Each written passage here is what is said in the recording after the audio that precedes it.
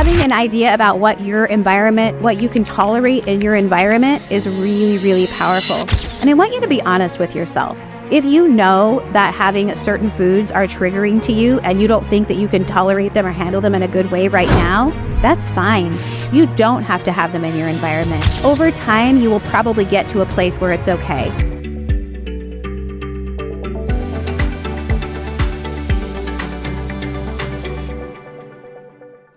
Welcome to the Beyond the Scale podcast. I am your host, Darrylynn. I am a master nutrition coach and an expert in the psychology of eating. I'm here to explore the fundamentals of nutrition, behavior change, and help you discover your best self by overcoming the appeal of your excuses, challenging the stories that you tell yourself about food, and learning what will fuel your life for your dreams. So your environment needs to help you stay connected to your healthy identity. What is your current environment? So the healthier I've gotten, the more I've noticed that my environment really, really matters to me. Now, I know that I'm the nutrition coach, and so everyone expects me to talk about your kitchen environment and what your pantry looks like and what your refrigerator looks like, and that is important, and I will talk about that. But I want to talk about a couple of other environments as well. So come alongside me. Let's just walk through this with me. So in my kitchen right now, there is a gallon of water on the counter. And there's always a gallon of water on my counter. I always have a little bowl of fruit with like apples and pears and oranges, sometimes bananas. I always have a bowl of eggs inside of my refrigerator. I don't keep them in the carton because I think they look pretty in the bowl. I always have fresh fruits and vegetables, the kind that I buy already cut up and already washed because I think it's worth saving my time and money. And so I totally do that. And so my refrigerator is pretty colorful, and I always have meal prep boxes. Now, that is because I do not trust my Tuesday night at 7 self to make a good choice. I will absolutely, even after being someone that's lost over 180 pounds, I will absolutely default into delivery or let my son's suggestion of Domino's happen. Like, that's just the fact of it. So having healthy foods that are easy for me to warm up and eat, that are already done, is really important to me. It's really important to my energy. It's really important to my sleep. And so making sure that I do those things well in advance in my kitchen is really important. Now, I'm not suggesting that your kitchen never have Oreos in it. I'm not suggesting that my kitchen never has Oreos in it. But I am saying that the environment that you're living in defines who you are. If your area is a mess, you might be kind of a mess inside. And if you're feeling like you're out of control around food, and then you go into your refrigerator and you've got food that is expired, or a lot of takeout containers, or vegetables that have gone bad, it probably says something about where you are on your fitness journey. And so I'm really glad you're here, because I am not going to allow this podcast to be a place of shame or being afraid of just saying where you are in your journey and then learning from it and then trying to get better, because that is literally where the magic is owning where you are and having agency. Agency means like just moving forward, knowing that you have control over what's next. And I want you to be able to do that. So if your kitchen looks how I just described, a little bit out of control, like there's a lot we can do to get you in a place that makes you feel more in control. So knowing how the environment of your kitchen serves you or doesn't is really powerful. I wanted to start there because I'm the nutrition girl, but I'm not going to end there. So if you come with me into your kitchen and we see that there are Oreos and you really are someone who wants to get control of food, decide if Oreos actually belong in your kitchen. And if they do, for any reason, if you just know that it's your husband's favorite and they will always be there, that's fine. Maybe we could put them somewhere where they aren't so tempting for you. If you know that you like to have Oreos and it's not something you're willing to give up, that's completely fine. I lost a lot of weight and I had a little bit of ice cream in a pre-portioned package every single night. But the pre-packaged portion, that's kind of hard to say, was really important, because if I would have had carte blanche and trusted my, 8 p.m. self to make that decision, it would have been a bad decision, right? So knowing yourself and knowing what you can tolerate is important. So if you decide that Oreos are the way to go, that's fine. Does the person that you want to become have Oreos in their kitchen? If they do, what kind are they? If once you determine that, are they prepackaged, like in individual containers that you buy, like the lunchbox ones? Or are they done before you put them in the pantry. You go ahead and portion them out so that it's easier for you to make a good choice. You want to make it easy for you to make a good choice, and you also want to make it hard to do a bad choice. Does that make sense? So it's not enough just to say, like, I have pre-portioned Oreos and I put them above and it's a whole other thing to say, now I have pre-portioned Oreos and I put them above the refrigerator in that cabinet I can barely get to, and make it really tough to get to them. Having an idea about what your environment, what you can tolerate in your environment is really, really powerful. And I want you to be honest with yourself. If you know that having certain foods are triggering to you and you don't think that you can tolerate them or handle them in a good way right now, that's fine. You don't have to have them in your environment. Over time, you will probably get to a place where it's okay. For me, I'm a really good baker. A lot of you probably don't know that. And I taught my second daughter to bake, and now she's a better baker than I. And when she was in her teenage years, like, she did her activities, she did her schoolwork, and then she almost always would bake something. Now, I can take or leave a lot of things, but really fresh and delicious baked goods, that's really hard for me. Knowing that about myself, over time, I just would tell her, I would have one, and I would tell her, it is amazing, it's delicious, because they always are. Can you please take the rest of them to dance, or to our friend's house, or to church? Because having them in the house just wasn't good for me. It wasn't that I couldn't control myself. It's like I didn't want to have that conversation with myself over and over again. Now, you notice what I did there. I took something where it's like I could have said, I can't control myself around cookies, where that makes me feel really crummy. No pun intended. It makes me feel bad to say that I don't have control around cookies. But it makes me feel really powerful to say, I can have a cookie and then I can send the rest away and it's fine.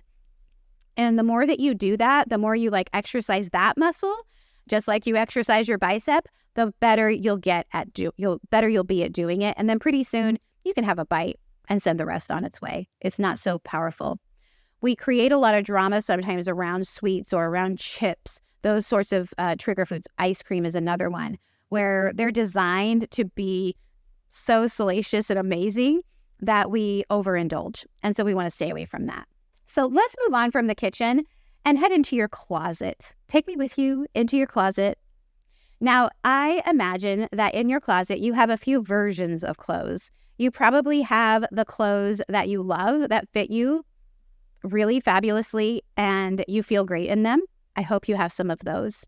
You probably have some clothes that are too big for you, but that you have not given away or gotten rid of because you are afraid that at some point you might need that next size jean again.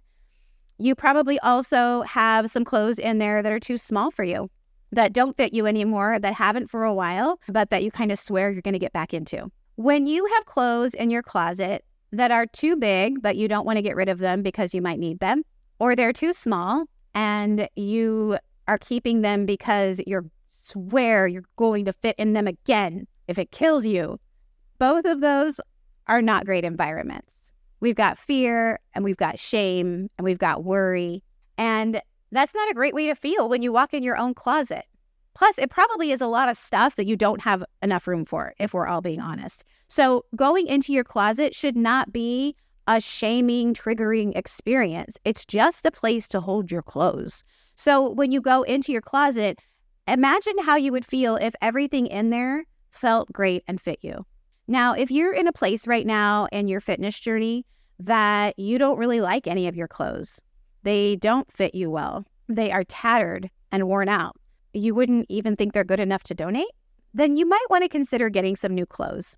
And I made this suggestion this week to one of my clients because she did say that she had holes in her shirt here. And she was like, I don't want to buy anything new until I get to the next size. And she was kind of saying it in a shaming way. And I asked her if that's what she would do to her daughter. She has a teenage daughter. And I asked her, would you do that with Jamie? Would Jamie have to wait until she shrunk down to get clothes that she could feel proud in? And of course, the answer was no, because we would never do that to our children. But somehow we want to punish ourselves into being awesome and into getting to our goals. And I just want to ask you, has that ever happened? Have you ever been in a place where you shamed yourself into taking awesome action? for the long term? I don't think so.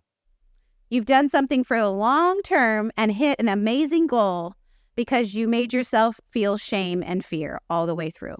It doesn't really happen like that. That's not how progress is done.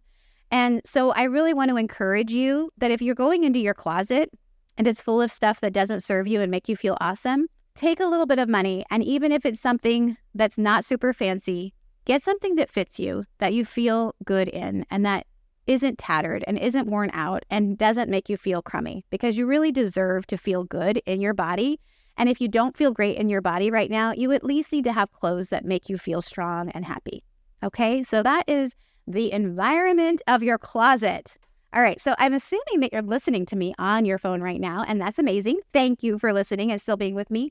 Let's talk about who you're following on social media, because a lot of us spend more time listening to people on social media than we do speaking to our own partners. I hate to say it, but it is true, right? There was a coach. Now, this was actually not something I was going to talk about, but there's a coach that I love listening to. She's super smart. She's a business owner. She's an entrepreneur. I like her a lot. I've seen her speak in person. But the last few times I've seen her on Instagram, I've noticed that she's really, really, really thin. Like, she's lost a significant amount of weight, and maybe she's sick. I'm not sure what's happening with her, but something interesting happened to me watching her. So initially, I've always liked her. I've followed her for several years. Initially, I was like, wow, my goodness, she's awfully thin. Maybe it's just like where the camera is. But over the last weeks, I've noticed it's just that she's very thin. And at first I thought, well, gosh, maybe she's struggling with some disordered eating. And then I thought, she's a health and wellness coach. And then I thought, maybe she's not as thin as I think. Maybe she's like appropriately fit and thin. And she's a lot thinner than me, a lot smaller than me. And so then naturally, what did I do? I started saying, maybe she's the right size and I'm not the right size. Maybe like she's the appropriate size, but I'm the problem. Do you see where I'm going with this? And so even though she had done nothing, she was doing her normal coaching, living her normal life, not being inappropriate at all. But I had taken my observation of her, this little micro judgment and question, and I had turned it in to a really crummy story about myself. And I was creating an environment where I felt really bad about myself. And I didn't need that. And I didn't need to tolerate that. I would never want my children to be watching something that would make them feel less than when they're all powerful. And so I unfollowed her. I know it doesn't sound like a big deal, but I followed her for years and I really like her content. But all of a sudden, she wasn't feeding my environment in a friendly way, in a way that was going to build me up. And it wasn't her fault. It was mine. But I have agency over my environment. And so I just unfollowed her. It won't make any difference to her, but it does make a difference to me. So as you go about your life, notice the people that you're listening to, the news that you're watching, and see how that affects you.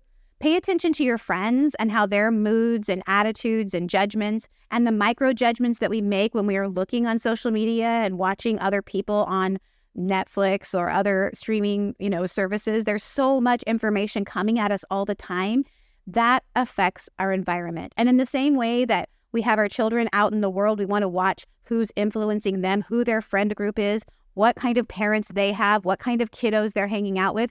We do that because we know it's going to affect the kind of person they become.